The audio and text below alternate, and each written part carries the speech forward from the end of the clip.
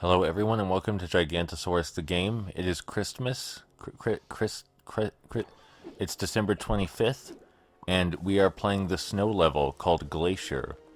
Now, Gigantosaurus the game is an open world 3D platformer collectathon, and the primary collectible are eggs. We collect eggs. We collect 4 of them to complete the level's story objective, or we can collect even more to unlock secret areas if we care about 100%ing the game. We're going to follow this purple arrow to our destination. The game will quickly teach you, quickly ingrain into your soul, that following purple arrows is how you get to the eggs and the platforming. We just touched a little wisp of air and that made additional purple seeds appear on these crumbling platforms, which doesn't increase the challenge of these crumbling platforms too much, but it does give us an additional reward for completing the challenge. We're going to want to keep our eye out for those wisps, because they do make the platforming segments, which are admittedly made for young children, a lot more engaging. The purple seeds, which act as coins, have many uses. Anyway, we'll touch another wisp of air, and this platforming section actually has multiple pathways through it. And we can explore those multiple pathways by touching these wisps of air and obtaining the trail of seeds that appear, or we can just head straight through this segment into our objective. It's up to you. But the option for additional engagement is there, and that's why the pathways are lined out in such a non-linear fashion, even though we are progressing linearly to a straightforward objective, that being this egg over here. There's a lot to do on the way there, besides engage in the most basic platforming challenges. Sure, we can just hop straight through them and ignore the purple seeds and the little wisps that create the purple seeds. And we can also even ignore the walnut over here that none of the purple seeds lead to. But then we wouldn't be fully exploring the platforming mechanics or this platforming hazard. And the option to explore it is there, and that should be appreciated. Anyway, here's some more extra content for you. This isn't as engaging as the purple seeds appearing on top of the crumbling platforms, because all that one is, you know, you walk swervy. But it's still appreciated. It's an additional bit of game content for those that are a little more perceptive than average, let's say. Those wisps aren't exactly easy to see. And now we have to return the egg to its nest. Returning the egg to its nest accounts for a small amount of the game time, and some might dislike the fact that we have to return the primary collectibles to home base. Here's one of the things we can spend the seeds on, is purchasing these walnut tree. We can plant stuff with the seeds.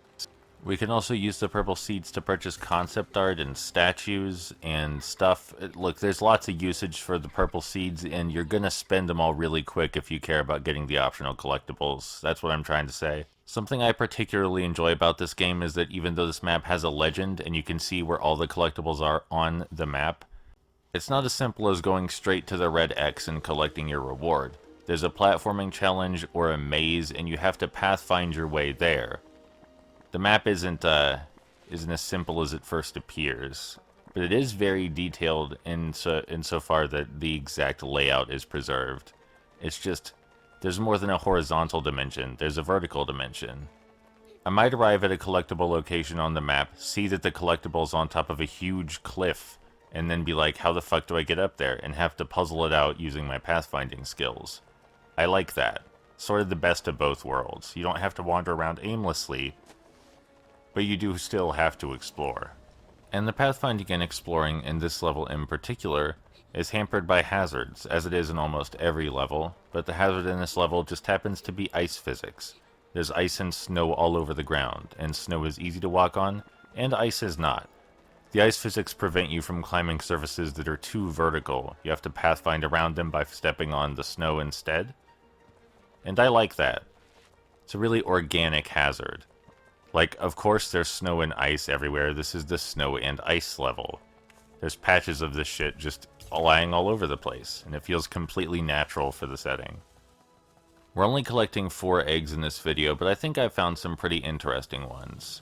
And hopefully already you can see that even though this is a game for young children, it's not like they put the bare minimum effort in. The game is stylized graphically. They put in enough effort to show you where the collectibles are on the map, but not but not made it so easy as to negate all of the challenge of actually finding things. The level has a theme, it sticks to it, and bases its hazards around it in an organic fashion. Even though the basic platforming is incredibly simple and easy, they add things in to spice it up, like those wisps of air that create additional collectible pathways for you to follow, and just additional secret collectibles in general that require slightly more effort than normal. But see, right now we have to travel up this snowy path instead of trying to climb directly on the ice, and there's a walnut over here that requires us to brave the ice briefly. If we stay on the ice too long, we'll slide all the way back down the mountain. Or we could have come all the way up here and then curved back down to get the walnut. Like, there's actual pathfinding and exploring and figuring out how to get to stuff. This page wasn't as tricky to get as that walnut, because it's not like if we touch the ice we fall down a mountain slope. But it's still, you know, practice for the ice physics, which are all over this level. And we just passed a walnut that was on top of a plateau. And, like, you might be wondering, how the fuck do I reach that walnut? There's no clear way up there. Well, we gotta figure it out. That's part of the fun. You'll see these platforms are melted because they're in lava. Don't worry about that. I don't know why the lava's here. But we are now high enough to reach that walnut that we passed earlier. So yeah, I'd say, you know, the level design and open world gameplay is pretty solid. You know, you're getting a very small sample of the stuff. But having played the whole game, I do think it keeps this up the whole time through. And it's definitely worth looking into as a genuine collectathon 3D platformer and not just as a good children's 3D platformer. It may be mechanically simple, and there's not a lot of punishment for dying or falling down. It's not like the enemies are ruthless, but I don't think it being easy has to be a problem. The world is engaging to explore, the level themes and platforming hazards are varied, and I feel like that's plenty. I feel like that's what it was trying to be good at, and it succeeds at that. No need to be too cynical about something like this. This is hardly a cash grab situation. I also think it's leagues better than what children of this age group can usually expect from their video games. The show that this game is based on is aimed at preschoolers, kindergartners, and first graders if you want to be more generous, but mostly preschoolers. And usually games made for that demographic are pretty stinky and not nearly as engaging as they should be, but like this, for example.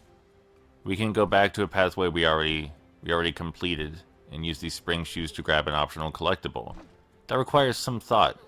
Requires that the child or the parent playing with the child notices that they passed something cool and direct the child to collect it if the child hasn't already noticed. And for me, an adult playing the game, it's just an optional bit of exploration and engagement that tells me that effort went into this game and makes it enjoyable to explore. Even if none of the pathfinding is hard, it does require that I think a little bit. And I like that. And I can think of at least one fun thing that's a result of carrying the egg all the way back. It's that this mountain, which was challenging to climb on the way up, is incredibly easy to traverse on the way down. Because now, instead of being afraid of the ice physics, we can just use them. You just slide all the way down to the bottom. It's kind of a reward for making it up here in the first place. Is that the traversal back down is much easier. Can say, fuck your hazard, I've already beaten that hazard. And with the return of this egg, that means there's only one left. Only one left we're getting in this video, I mean. There's 10 in total. And the last egg we're nabbing is going to show off that this game does have its fair share of geographical set pieces. Not necessarily set pieces in the sense you might think of them from AAA games, but set pieces nonetheless. I didn't mean to switch to Rocky, but now I've made that mistake, and we have to live with it until I get further in the level enough that I don't feel embarrassed for switching back. After we make our way around the ice and up another mountainous hill, without sliding back down thanks to the ice physics, we will come across a large circular wall, guarding some things, who knows what. But even better is that when we reach this large circular wall, we can climb along the wall itself, instead of just seeing it as a barrier preventing our entry. So, we're going to move along the wall, And most of the wall, as you can see, is taken up by giant snowballs. Which, if you're a child, is probably genuinely difficult to avoid hazard. But if you're not a child, then getting the purple seeds without getting run over is still pretty engaging. You might actually get hit trying to do that, even as an adult. And we gotta make our way a fair share along this crescent circular wall before we can actually reach the egg.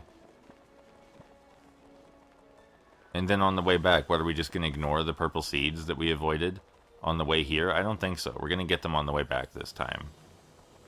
And I won't lie, the original intention with getting the purple seeds on the way back instead of on the way to the egg was to demonstrate my elite gamer skills by dodging the snowballs when there's far less reaction time. See how little reaction time there was? But I'm actually not as good as I thought I was.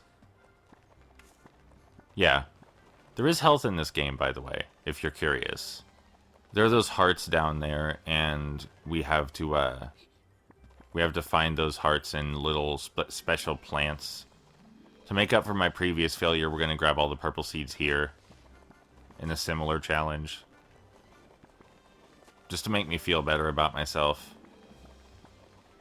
Again, a hazard that can be completely bypassed if you're a child who doesn't want to deal with it. Or, you know, you can go for all the purple seeds if you're feeling frisky. And that will make 4 eggs, and that's the end of the video. Gigantosaurus the game is pretty cool.